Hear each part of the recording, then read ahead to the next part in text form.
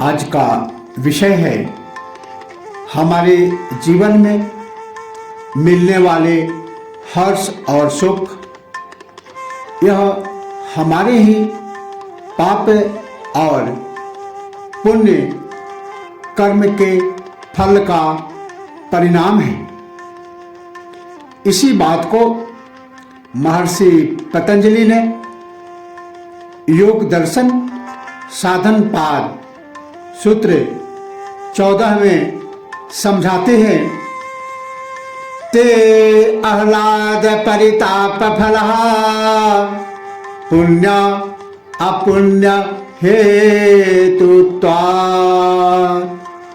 अर्थात वे जन्म आयु और भोग हर्ष और शोक रूप फल को देने वाले होते हैं, क्योंकि उनके पुण्य कर्म और पाप कर्म दोनों ही कारण हैं।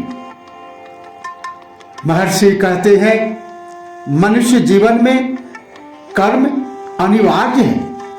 ये कर्म पाप तथा पुण्य मिश्रित होते हैं, जिनके परिणाम स्वरूप कर्म संस्कार बनते हैं।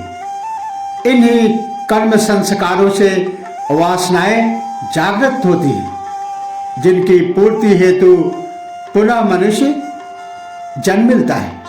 यदि वासनाएं न हो तो शरीर धारण की आवश्यकता ही नहीं रहेगी। घर का निर्माण ही तब किया जाता है जब उसमें कुछ भरने की आवश्यकता होती है, अन्यथा आवश्यकता ही नहीं है। भोग की वासनाएं होने से ही शरीर की आवश्यकता होती है, क्योंकि शरीर एवं इंद्रियों से ही भोग संभव है। शरीर में पुण्य और पाप दोनों प्रकार के कर्म करने पड़ते हैं, जिनसे दोनों प्रकार के संस्कार बनते हैं तथा दोनों को ही भोगना पड़ता है। इनको भोगने के लिए ही मनुष्य को नया जन्म आयु तथा भोग प्राप्त होते हैं। यदि नया जन्म पुण्य कर्मों का परिणाम होता है तो मनुष्य सुखी शांत दूसरों की सेवा करने वाला धर्म में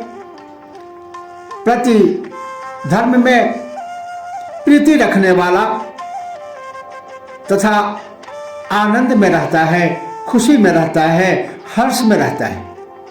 इसके विपरीत पाप कर्मों का परिणाम होने पर वह दुखी एवं अशांत रहता है।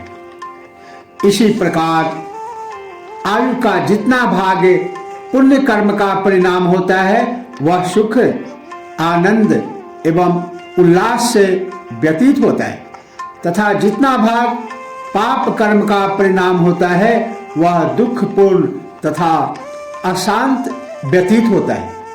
जीवन में उथल पुथल आने का यही कारण है।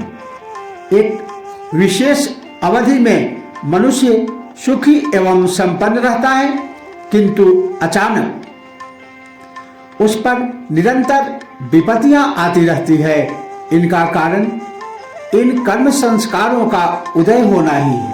इसी प्रकार विभिन्न भोग भी कर्म संस्कारों का परिणाम है।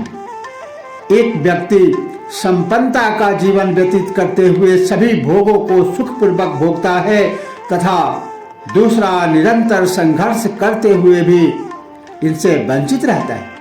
यह सब इन्हीं कर्म संस्कारों का परिणाम है। इसीलिए मनुष्य को चाहिए कि जो भोगता है उन्हें ईश्वर इच्छा समझकर भोगे तथा अपने उत्तम कर्मों द्वारा नए उत्तम संस्कारों का निर्माण करे, क्योंकि मनुष्य जीवन केवल भोग योनि ही नहीं है बल्कि कर्म योनि भी है, तथा यह कर्मों पर मनुष्य का पूर्ण अधिकार है। इस पर ईश्वर का भी अधिकार नहीं है, न ईश्वर कर्म में हस्तक्षेप ही करता है। अपने ही कर्मों से मनुष्य देवता भी बन सकता है तथा राक्षस भी। क्या बनता है इसका चुनाव मनुष्य के ही अधिकार में है। इसी मनुष्य जीवन की यही विशेषता है जो अन्य प्राणियों में नहीं है। इसीलिए कहा गया है कि मनुष्य स्वयं अपने भाग्य का निर्माता है। ईश्वर की उसे दुख देने में कोई रुचि नहीं है। आज इतना ही। इसी के साथ ओम नमः शिवाय। जय श्री कृष्ण।